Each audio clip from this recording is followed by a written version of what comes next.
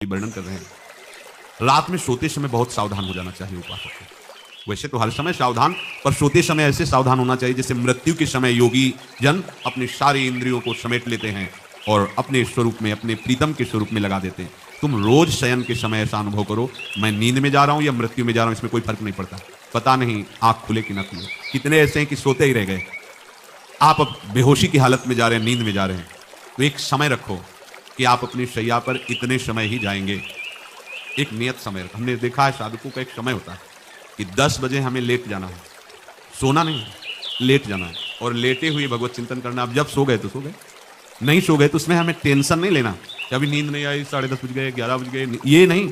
आंख मूंदी, मंत्राकार वृत्ति, तो बिना नींद की गोली के सो जाओगे। यह है ऐसा, भजन में मन लगाओ, सो जाओगे। जिनको नींद ना आती हो उनके लिए सही दवा है, आप नींद का चिंतन न करके प्रभु का चिंतन करने लगो। देख लेना आप कब सो गए पता नहीं चले। और अगर सौभाग्य से नींद ना आई तो नींद में जो इंद्रियों को पुष्टता मिलती है वो होता है संसार का विस्मरण। नींद में खास बात क्या होती है कि संसार का चिंतन छूट जाता है, फिर वो मस्त हो जाता है।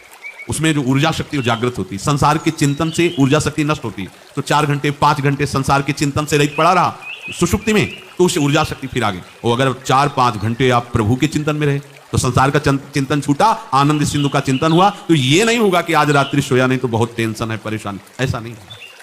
ये बहुत सावधानी की बात, प्रायः इस सावधानी में नहीं रहा जाता। बचपन से सदगुरुदेव भगवान ने यही शिक्षा दी थी, गुरु कृपा से ऐसे उपदेश मिले थे। सोते समय कोई वार्ता नहीं, कोई अन्य चिंतन नहीं, चुपचाप अपने मन को हटाकर केवल इष्टमय करो।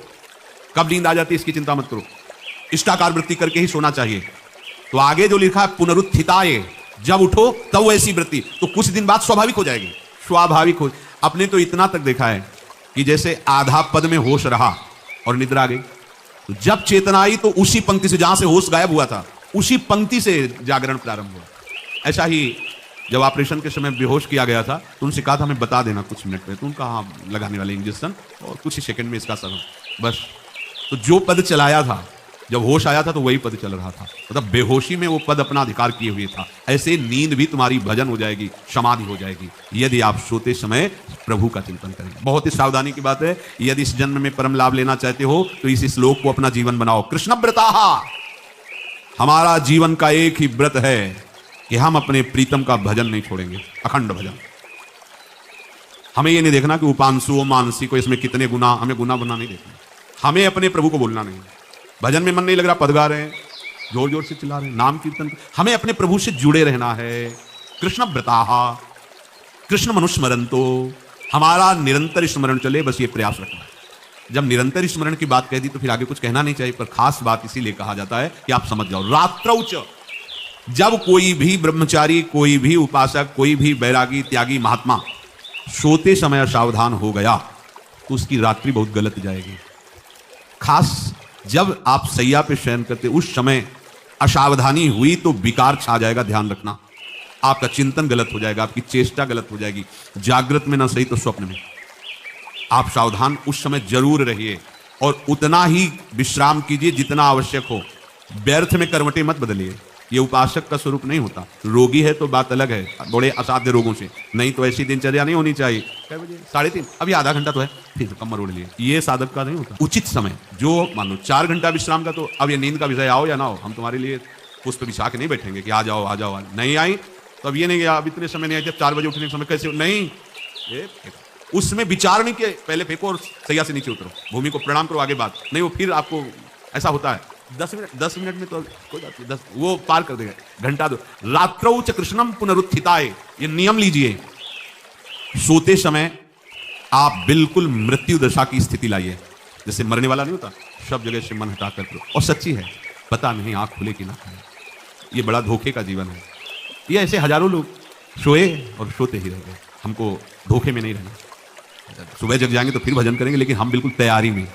तो जब ये था कि किडनी कभी फेल हो सकती तो हमें ज्ञान तो था नहीं ऐसा उस समय, तो हम रात्रि में जब शयन का सोच, कपड़े कौन थे, कोई पैंट शर्ट थोड़ी सा बटा, चला ऐसे रज लगाई, राधा वल्लभ जी को ऐसे बांधा, चरणामृत लिया, पूरी तैयारी में, क्योंकि पास कोई था नहीं। तो ये होता था कम मर जाए, कैसे बताएं कितना सुख, एकदम जुगल चरणारविंद में तदाकार होते।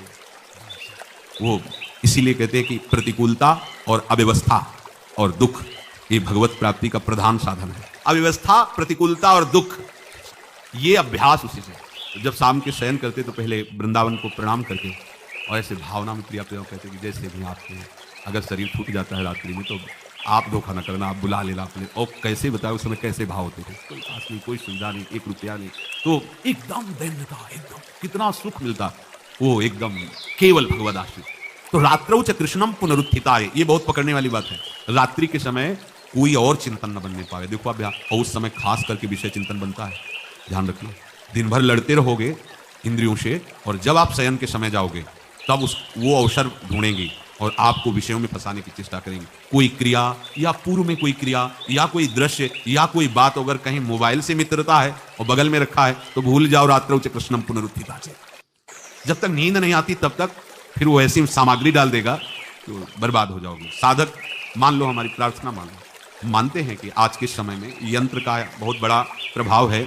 अब यंत्र का प्रभाव देख लीजिए, छाती पे मोबाइल होगा, यही धड़कन के साथ वो घंटी बजे और ऐसा भगवान का खेल रचा है।